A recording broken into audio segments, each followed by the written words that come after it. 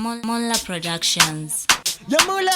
Ndirikuti mula handizikugula kasikumboti ndanga ndakachila andisikisa intro saka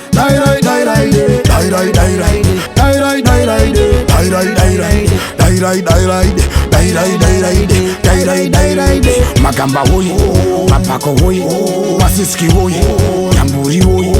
Every ghetto must to be ready, every street must to be dancing.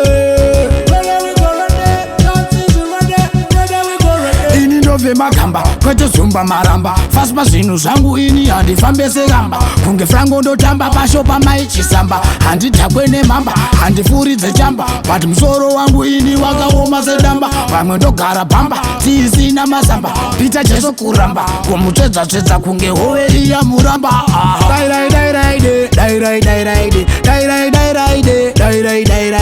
macheke woyi mutoko woyi muriwa woyi uzumba woyi harare woyi chipinge woyi nawayo woyi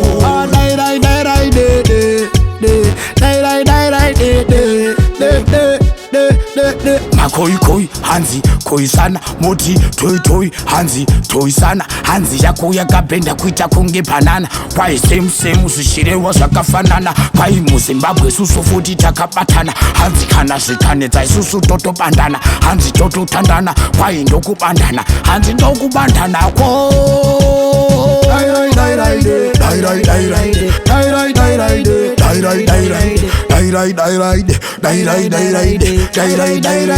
magamba hoyi mapako hoyi masiski hoyi nyamburi hoyi. Every ghetto must to be ready, every street must to be dancing. Ve magamba kwete zumba maramba faspa zvinhu zvangu ini handifambe segamba kunge frango ndotamba pashopa maichisamba handidhakwe nemhamba handifuridze chamba but musoro wangu ini wakaoma sedamba vamwe ndogara pamba tiisina mazamba pita jesu kuramba komutsvedzatsvedza kunge hove iya muramba.